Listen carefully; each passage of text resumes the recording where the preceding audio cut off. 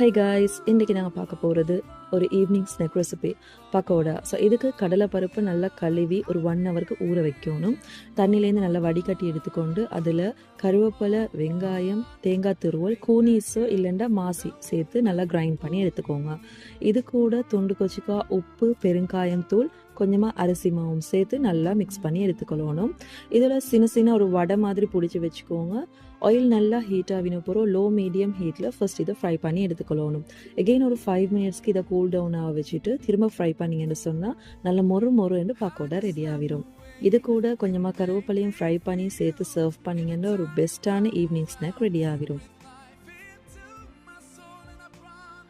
இந்த ரெசிபி உங்களுக்கு பிடிச்சிக்குமென்னு நினைக்கிறேன். பிடிச்சிருந்தா நம்ம மறக்காம லைக் பண்ணிவிட்டு உங்கள் ஃப்ரெண்ட்ஸ் அண்ட் ஃபேமிலி கூட ஷேர் பண்ணுங்கள். இதே மாதிரி இன்னும் ஒரு ரெசிபியில் உங்களை சந்திக்கிறேன்.